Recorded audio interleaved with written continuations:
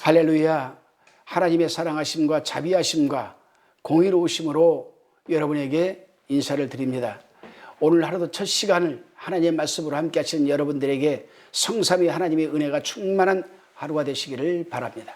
오늘은 시편 26편 1절로 12절의 말씀을 가지고 그리스도인의 신앙 양심이라는 주제로 묵상한 것을 나누어 봅니다. 시편 26편을 읽고 묵상하면서 문득 떠오르는 게 있습니다. 그리스도인이 가장 아름다운 모습은 어떤 모습일까? 지금처럼 성경을 읽고 묵상하는 모습일까? 찬양하는 모습일까? 경건하게 무릎을 꿇고 두 손 모아 기도하는 모습일까? 아니면 교회에서 봉사하는 모습일까? 아니면 전도하는 모습일까? 예배드리는 모습일까? 저는 여러 가지를 생각해 보았습니다. 과연 여러분께서는 어떠한 모습이 여러분에게 가장 아름다운 모습일까를 한번 생각해 보시기를 바랍니다. 본문에서 다윗은 타락한 세상 속에서 상대적으로 진실한 신앙 양심을 가지고 부정과 부패가 만연한 사회 속에서도 말씀을 따라 의로운 길을 걸어가는 의연한 자세가 성도가 가져야 할 가장 아름다운 모습이 아닌가, 저는 본문을 묵상하면서 깨닫게 되었습니다. 이제 본문 1절로 5절까지에 대한 묵상의 나눔을 해봅니다.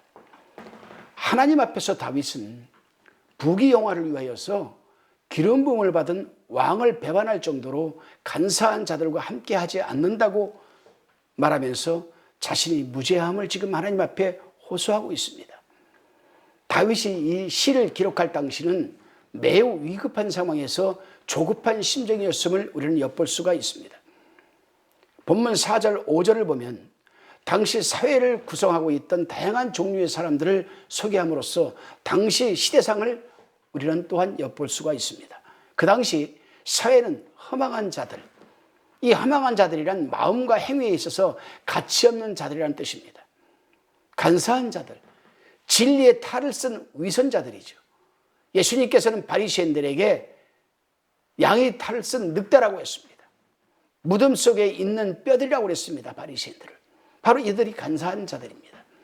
그리고 악을 도모하는 행악자들로 가득 차 있었음을 우리는 볼 수가 있습니다. 특히나 다윗은 5절에서 행악자의 집회를 미워한다고 지금 합니다. 죄를 지으면서도 깨닫지 못하고 예배를 드리면서도 깨닫지를 못하고 성전에서 나와가지고서는 사회에서 온갖 악행을 다 저지르면서 그들이 예배를 드린다고 합니다. 여러분, 이 말씀을 어떻게 생각합니까? 우리는 과연 그러지 않을까? 교회 갈 때만 거룩한 척, 의로운 척, 믿음이 좋은 척하고 나와서 내 사업장에서 사업할 때는 어떤 식으로 사업을 합니까? 그저 물질의 탐욕을 가지고 하나님은 안중도 없이 외국인 노동자들을 불법 체류자들을 데려다가 사용을 하면서 임금을 제대로 주지도 않고 그걸 빌미로 삼아서 부려먹는 자들, 행악자가 아니겠습니까? 그런데 이들이 집회를 한대요. 집회를. 오늘날로 말하면 예배를 드린대요. 거룩한 척하고 의로운 척하고 공평한 척하고. 한 발 더 나아가서 한번 제가 말씀을 드려볼까요? 오늘날 목사라는 탈을 쓰고 영성이라는 탈을 쓰고 어렵고 힘든 개척교회 목사님들을 불러 모아서 상담을 한다고 하고 문제를 해결해 준다고 하고 물질을 탐하고 관찰하는 자들이 얼마나 많습니까? 분별력이 없는 주의 종들 그곳에 가서 최소한의 몇백씩, 몇천씩, 1억씩 빚을 내어 심지어는 교회까지 내놓고 받은 보증금 돌려받아서 그걸 갖다 줍니다.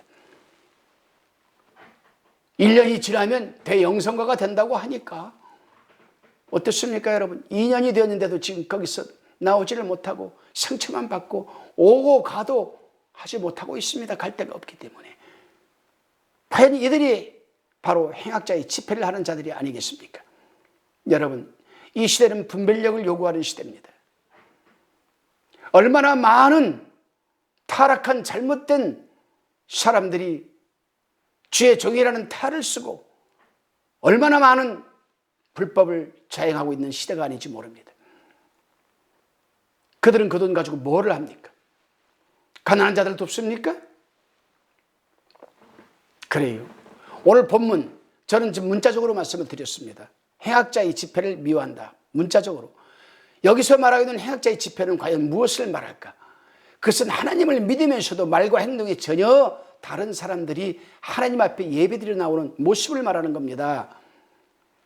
영적으로도 똑같은 내용입니다. 그래요, 여러분. 오늘날도 마찬가지입니다. 교회 가서 예배를 드릴 때에는 아주 거룩한 모습으로 예배를 드리지만은 선포되어지는 하나님의 말씀에 그렇게 될 것이라고, 그렇게 할 것이라고 아멘으로 화답을 하면서도 실제적으로는 살아가는 삶의 현장에서는 믿지 않는 자들과 다를 바가 없는 살아가는 사람들이 얼마나 많은지 모릅니다.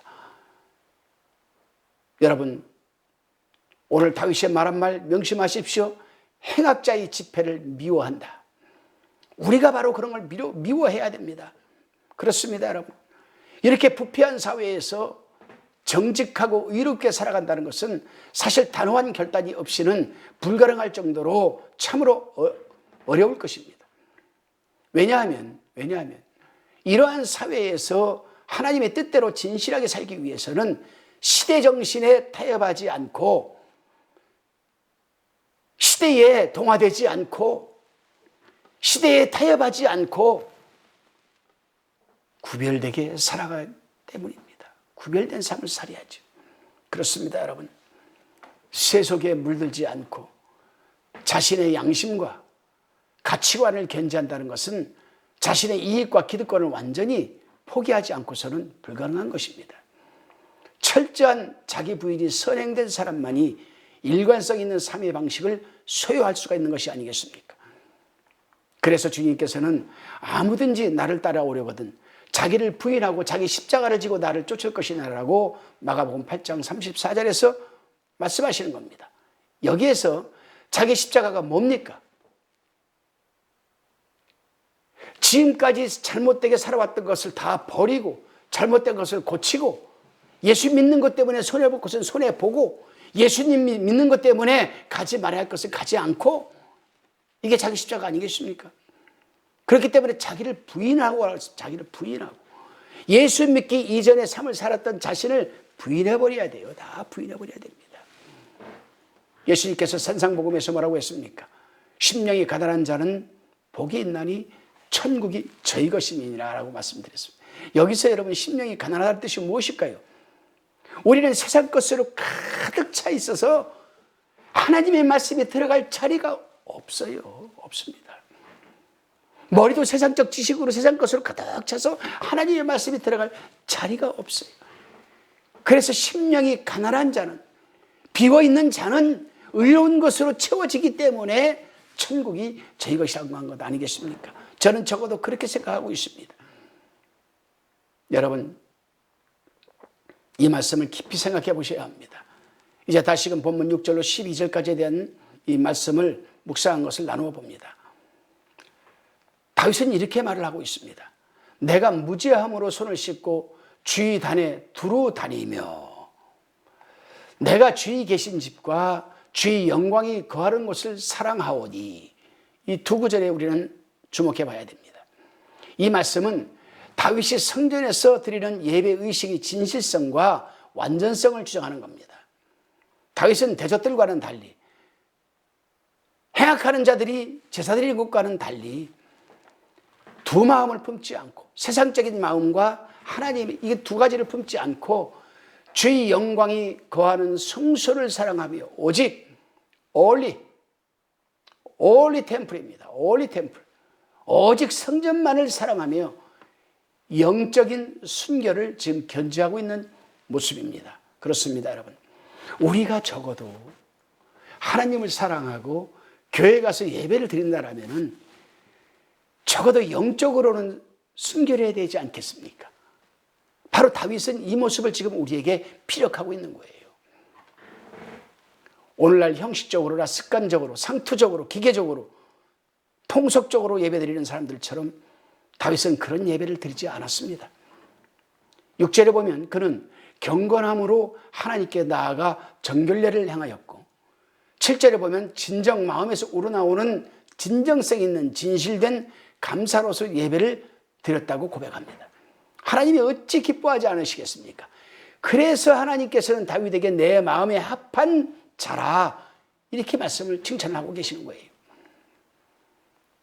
또한 다윗은 본문 8절에서는 예배를 드릴 때 주의 성소를 사랑하는 마음으로 모든 예배를 드렸다고 고백하고 있습니다. 여기서 사랑한다라는 뜻은 하나님을 안다라는 뜻입니다. 우리가 성경에서 하나님을 사랑한다 할 때는 그 사랑한다가 러브가 아닙니다. know, K-N-O-W, know, 알다라는 뜻입니다. 알다. 예배 드릴 때 하나님을 알아가는 과정. 하나님이 어떤 분이신가? 이걸 알아가는 게 예배입니다. 이게 바로 하나님이 기뻐하시는 것 아니겠어요?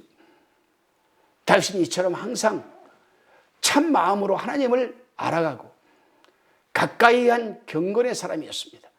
바로 이런 모습이 하나님의 사람으로서 가장 아름다운 모습이 아닐까 생각을 합니다.